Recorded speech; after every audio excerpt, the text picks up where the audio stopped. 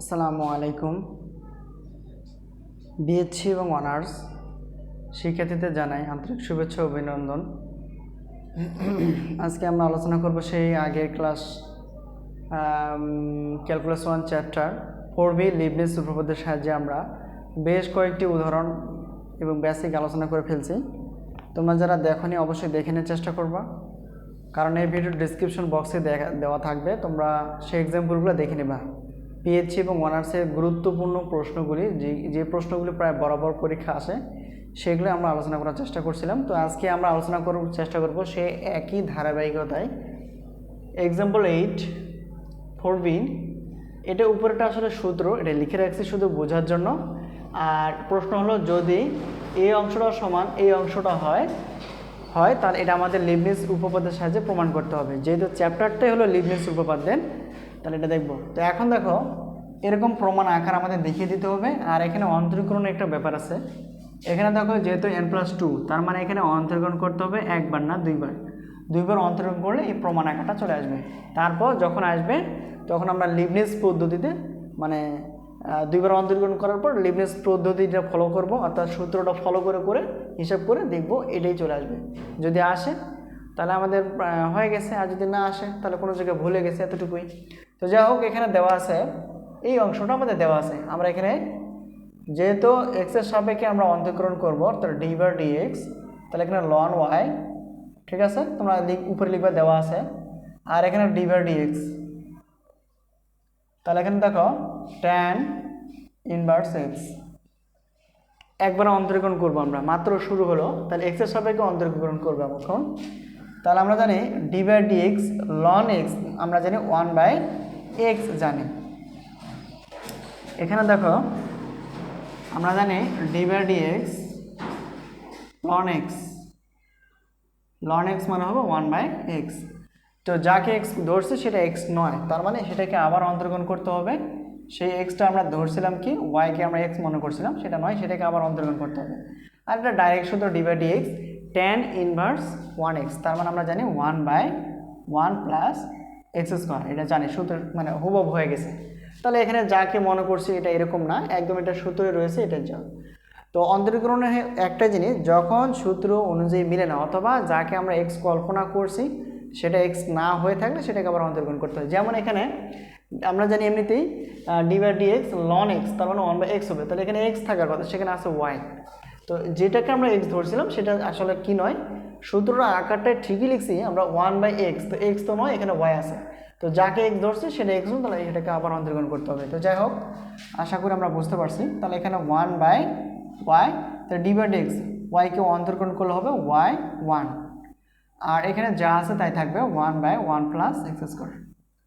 তো এখন আমরা কি করব, তাহলে এটা উপরে গুণ হয়ে যাবে y1, আর এখানে y থাকতেছে, আর এখানে 1/1 প্লাস x²। ঠিক আছে, এখন আমরা সাইড চেঞ্জ করব, এটার সঙ্গে এটা গুণ করে দিব, আর গুণ। তাহলে এখানে y1 ব্র্যাকেট 1 প্লাস x², মানে এটার সঙ্গে এটা গুণ করলে এটা হবে, আর 1 দিয়ে y কে গুণ করলে এটা। ঠিক আছে, আচ্ছা, এখন এটা চলে আসলো একটা। তো এই অংশটাকে আমরা কি করতে পারি, এই অংশটাকে আবার অন্তরীকরণ করব আমরা। তাহলে আবার লিখি, কারণ একবার অন্তরীকরণ করে আমাদের এই একাটা চলে আসছে, আমাদের কাজ শেষ হয়ে গেছে। এখন আমরা কি করব, তাহলে d/dx, অর্থাৎ এক্সের সাপেক্ষে তোমরা বাংলায় লিখতে পারো সাইডে, অথবা না লিখলেও সমস্যা নাই। তাহলে এখানে যা আছে তাই, সরি, এখানে একটু লিখতে হবে y1 না, y1, আর এখানে ব্র্যাকেট 1 প্লাস x²। ঠিক আছে, অর্থাৎ উভয় পক্ষকে আমরা কি করব, এক্সের সাপেক্ষে অন্তরীকরণ করব। তাহলে এখন দেখো তো, এটা যদি আমরা ইউ মনে করি, এটাকে ভি মনে করি, তাহলে আমরা সূত্র কি জানি, d/dx এর ইউভি সূত্র হলো ইউ বলতে এখানে y1, আবার সূত্রে d/dx ভি বলতে কোনটা হবে 1 প্লাস x² সূত্রে প্লাস ভি বলতে আবার ওটাই। আচ্ছা, আবার সূত্রে d/dx ইউ এর অন্তরীকরণ করতে হবে, ইউ কোনটা, ইউ বলতে y1, আর d/dx আর y কে অন্তরীকরণ করলে হবে y1।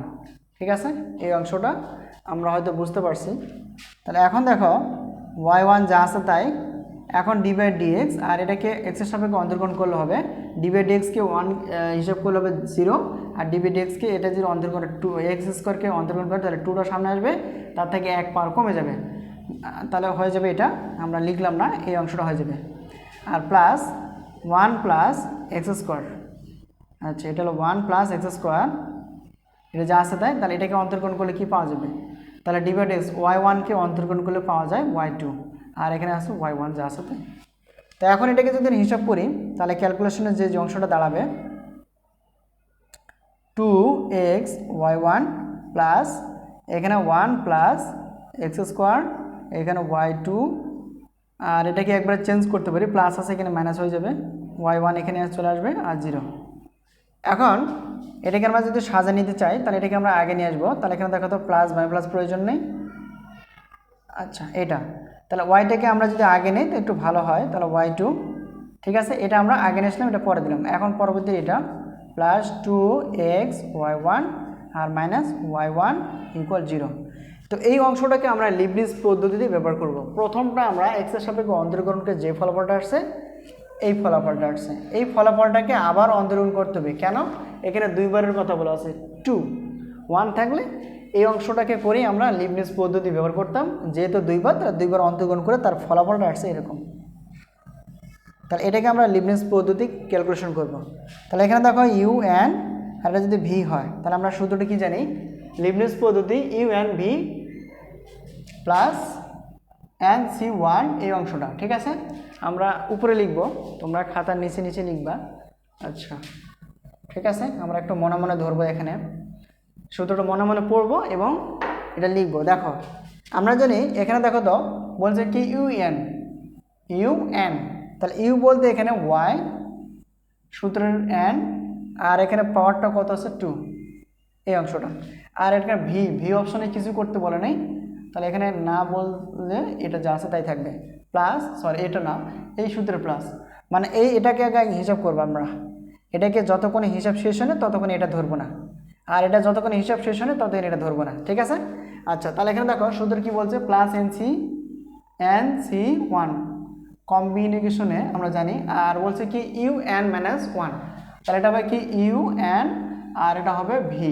তাহলে যদি হয় তাহলে ইউ এন বলতে এখানে কি হবে ওয়াই এন প্লাস 2 সূত্রের মাইনাস এক কমবে, আর ভির অন্তর্গণ করা লাগবে, অর্থাৎ ভি1 বলতে কি, এখানে ভি1 বলতে এই যে ভিটার অন্তর্গণ করলে আমরা অংশটা পাবো কি 2x, ঠিক আছে, মানে এটা 0 হবে আর পাওয়ারটা সামনে আসবে 1 কমে যাবে, তাহলে 2x হবে। সূত্রে প্লাস এখানে এই x এখানে আবার রয়েছে, তাহলে আবার হিসাব করবো, এখানে সূত্রে কি এন সি 2 ইউএন বলতে এখানে কি ওয়াই এন প্লাস 2, তার থেকে পাওয়ার কমবে 2 এবং ভি2, এখানে দেখো তো এখানে ছিল ভি1, সরি এটা ভি ছিল, এটা হয়ে গেছে তখন ক্যালকুলেশনে ভি1, আর ভি1কে যদি আমরা হিসাব করি তাহলে ভি1কে যদি এই অংশকে অন্তর্গণ করে ফেলি তাহলে এখানে এক্স কি ভ্যানিশ হয়ে যাবে, থাকবে কি 2, আর আমাদের প্রয়োজন নেই। কেন আমরা হিসাব করবো না এখন, কারণ পরবর্তী যে হিসাবটা আছে যদি আমরা হিসাব করি NC3 তাহলে NC1 হয়ে গেছে, NC2 হয়ে গেছে, NC3 করলে কি হবে ফলাফলটা 0 আসবে, তো ওটা লেখার প্রয়োজন হবে না। এখন পরবর্তী এই কাজটা শেষ, এখন এটাকে আমরা ধরবো। দেখো এটা তো একটা ধ্রুবক সংখ্যা, তাহলে এই যে y1কে আমরা UN আর এটাকে আমরা ভি ধরবো, তাহলে ক্যালকুলেশনে কি হবে, আমরা পরবর্তী লাইনটা এখানে লিখতে পারি প্লাস, এখানে যেহেতু প্লাস আছে প্লাস, আর 2টা কিন্তু গুণাকারে আমরা রেখে দেব, আর এখানে বলছে কি UN1 আছে, তাহলে এখানে কি হবে ইউ বলতে এখানে কত হবে yn প্লাস 1, ঠিক আছে, এই nটা এবং 1 যোগ করতে হবে, আর ভি বলতে কোনটা, ভি বলতে এক্স হবে, ভি বলতে আমরা এক্স এখানে ব্র্যাকেট হিসেবে দিতে পারি, তাহলে এটা হবে সেকেন্ড ব্র্যাকেট। আচ্ছা তারপর সূত্রের প্লাস, আমরা সূত্রের প্লাস দিয়ে দিব NC1 আর ইউএন বলতে কোনটা হবে এই অংশটা, তাহলে ইউএন বলতে হবে n প্লাস 1 সূত্রের মাইনাস, আর ভি1, তো ভি1 বলছে কি, তাহলে ভি1 বলতে হবে এই যেটা, তাহলে যেটা এটা যদি ইউএন হয় এটা যদি ভি হয়, তো এটাকে অন্তর্গণ করলে ভি1 পাওয়া যাবে, তাহলে এক্সকে অন্তর্গণ করলে পাওয়া যাবে 1, ঠিক আছে। তো আশা করি আমরা বুঝতে পারছি, এই হলো আমাদের কাজ শেষ। তাহলে এই অংশটার কাজ শেষ, এখন দ্বিতীয় অংশটা আমরা যদি ধরি শেষ পদ, তাহলে শেষ পদ এখানে মাইনাস যা আছে তাই থাকবে, আর এখানে দেখো আমরা সূত্রটা জানি, শেষতম পদ দেখো এখানে যদি ইউ নেই তাহলে এখানে কি আছে ভি, তাহলে যদি হয় তাহলে এখানে সূত্রটা আসবে এরকম n প্লাস 1, তাহলে কি হবে n সূত্রের আর প্লাস 1 আছে 1 আর ইকুয়াল 0 আছে 0। তো আশা করি আমরা বুঝতে পারছি।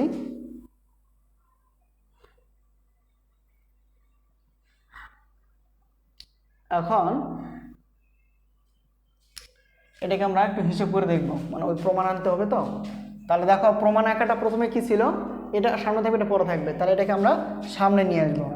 তাহলে 1 plus x square bracket close, তাহলে ওয়াই এন প্লাস 2 আর প্লাস এটা মানে কি, এটা এনসি মানে হবে এন, আর এখান থেকে যদি হিসাব করি দেখো তো কি আসে, তাহলে এখানে হবে এন প্লাস 1, এখান থেকে বাদ দিলে হবে এটা, আর 2x আছে 2x প্লাস, আর এই কম্বিনেশন করলে কি হবে আমরা জানি n ইন্টু n মাইনাস 1/2, আর এখানে ক্যালকুলেশন করলে হবে এটা কেটে যাবে আর থাকতেছে 2 আছে 2।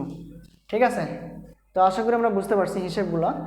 এখন দেখো এটাকে যদি সাজিয়ে লিখি, এখানে দেখো এখানে আর 2টা কিন্তু দুইটার মাঝে গুণ অবস্থা আছে, এক্সটা সামনে আসবে আর এখানে ওয়াই এন প্লাস 1 আর এটা গুণ হয়ে যাবে 2, প্লাস প্লাস হতে এমনিতেই প্লাস, আর এনসি 1 মানে হবে কম্বিনেশন কত হবে n হবে, আর এটা কেটে যাবে আর এখানে কি হবে তাহলে ওয়াই এন, তো এটা যেহেতু গুণ আকার আছে তাহলে এখানে 2 গুণ হয়ে যাবে। ঠিক আছে, তার মানে এটা হিসাব যা হবে তাই এখানে এটা গুণ আকার হবে, এটার হিসাব যা হবে তাই এটা 2 আছে এটা গুণ হয়ে যাবে। ঠিক আছে, আর এই যে 1টা এটাকে ক্যালকুলেশন অর্থাৎ এনসি 1 বলতে হবে n, আর এখান থেকে ক্যালকুলেশন করলে হবে তাহলে ওয়াই এন, আর 1 দ্বারা পুরোটাকে গুণ করলে ওটাই হবে, আর 2টা যেহেতু ছিল মানে ব্র্যাকেটের আগে ইন্টু আকারে তাহলে এটা গুণ হয়ে এটা হবে, আর এটা তো ইন্টু মানে ব্র্যাকেটের বাইরে ছিল তাহলে এটা যা আছে তাই হবে ইকুয়াল 0। ঠিক আছে, আচ্ছা তো পরবর্তী হিসাবটা কি আসবে, পরবর্তী হিসাবটা এখানে যা আছে তাই থাকবে, এখানে কোনো কাজ করার প্রয়োজন নেই। একটা অঙ্ক যদি আমরা ভালো করে বুঝতে পারি বাকি অঙ্কগুলো একদম সেম, তাহলে এখানে দেখো তো এটা আমরা পুরোটা গুণ আকারে আছে, তাহলে এটা যদি গুণ করে দেয় 2 n তারপরে x হবে, আর এখানে যা আছে তাই, আর এই 2 কেটে যাবে, তাহলে থাকতেছে কি এখানে n, এই যে প্লাসটা এখানে দিয়ে দিব, তাহলে n ইন্টু n মাইনাস 1 আর এখানে ওয়াই এন। ঠিক আছে, দেখো এটা কেটে গেলে উপরেরটা নিচে আসবে আর এখানে ওয়াই এন আছে ওয়াই এন, এখানে দেখো তো এখানে কি আছে, এখানে 2x y n plus 1 2n y n, এটা x নয় এটা n আর কি, আর minus y n plus 1 equal 0। ঠিক আছে, মানে বাকি অংশগুলো যা আছে আমরা তাই রেখে দিলাম। এখন 1 প্লাস এক্স স্কোয়ার, তাহলে এটা হবে এরকম, আর দেখো তো এরকম কিছু আছে কি না আমরা একটু যদি ভালো করে ফলো করি, দেখো এরকম আকারের মধ্যে বানাতে হবে, তো এরকম কোথায় কোথায় আছে দেখো, পাওয়ার অর্থাৎ n প্লাস 1 এখানে আছে, এখানে n প্লাস 1 আছে, এখানে n প্লাস 1, আমরা এটা সাজিয়ে নিতে পারি। তাহলে যদি সাজিয়ে নেই তাহলে কী হবে 2n x y n plus 1, এরকম কোনটা আছে, আচ্ছা এটাকে আমরা আগে নিব, তো এটাকে আমরা যদি আগে নিই তাহলে কী হবে plus 2x y n plus 1, তার পরবর্তীটা এটার সঙ্গে মিলে আর কি, তাহলে মাইনাস y n প্লাস 1, আর বাকি অংশ কি থাকতেছে এই যে, তাহলে প্লাস প্লাসে তো প্লাসই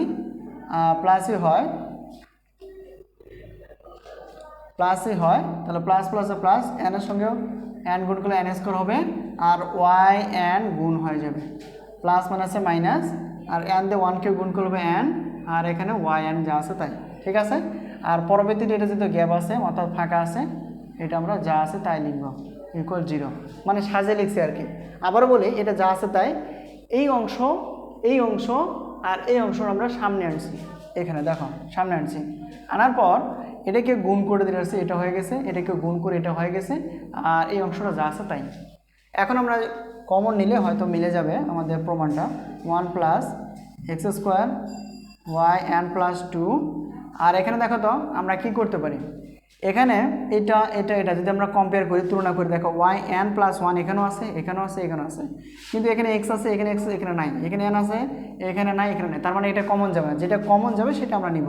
তাহলে কি কমন যায়, ওয়াই এন প্লাস 1 সব এটা থেকে কমন যায়, তাহলে থাকতেছে কি এই জায়গায় 2nx এটা প্লাস, আর এখান থেকে আমরা তো কমন নিয়ে ফেলছি, তাহলে থাকতেছে কি 2x মাইনাস, আর এখান থেকে তো কমন নিয়ে ফেলছি কিছু নেই মানে 1, আর এখানে দেখো তো কি কমন যায়, এখানে কমন যায়টা কি, এখানে যাই হবে দেখো yn যদি কমন নেই তাহলে কি থাকতেছে কি, তাহলে থাকতেছে কি n square minus n plus 2n, ঠিক আছে, আর ইকুয়াল 0, ঠিক আছে। এই অংশটা আমরা করে দিতে পারলাম। এখন এখান থেকে আমরা যে কাজটা করতে পারি 1 প্লাস এক্স স্কোয়ার এটা রেখে দিতে পারি, n প্লাস 1, এটা আমাদের প্রমাণ চলে আসছে, আর এখানে প্লাস, আর যেহেতু বলছে এখানে দেখো তো এই অংশটা পিছনে মানে পরে থাকবে, এখানে এই আগে থাকা আর পরে থাকে একই কথা, মানে এই অংশটাকে আমরা শুধু পিছনে পাঠাই দিব। এটা হলো 2nx প্লাস 2x মাইনাস 1, এই অংশটাকে আমরা প্রমাণ যেমন আছে তেমনই আমরা মিলাই দিব, ঠিক আছে। আচ্ছা, একইভাবে এখানে দেখো তো n স্কোয়ার থাকতেছে না, আর এখান থেকে বাদ দিলে কত হবে এত, মানে প্লাস 2n থেকে মাইনাস n বাদ দিলে একটা n, আর এখানে দেখো কত আছে y ইকুয়াল 0। এখন আমাদের কাজ শেষ হয়নি, এখানে আমার কি করতে হবে দেখো, এরকম দেখাতে হবে, কিন্তু এরকম আমাদের চলে আসেনি, আসছে এরকম, আর বাকিগুলো সব ঠিক আছে, তার মানে এখানে একটা কিছু কাজ করতে হবে, সেই কাজটা কি কমন নিতে হবে আর কি। দেখো কি কমন যেতে পারে দেখো তো একটু। আচ্ছা, এখানে তো আমাদের প্রমাণ এখনো হয়নি, তাহলে এখানে আমরা একবার হিসেবে নিতে পারি। এখন দেখো তো এটা যা আছে তাই, plus 2nx plus 2x minus 1, আর এখানে দেখো yn প্লাস 1, আর এখানে যা আছে তাই। আচ্ছা, এখান থেকে আমরা ওই প্রমাণ আকার মিলানোর জন্য এখানে দেখো n দুই পাশে আছে, এখানে কমন নিতে পারি, একটা n কমে গেলে এটা থাকবে, আর কিছু নেই মানে 1 থাকতেছে, আবার যদি গুণ করে এটা চলে আসবে ইকুয়াল 0, তাহলে এটা যেহেতু দেখাতে বলছে এটা শুড।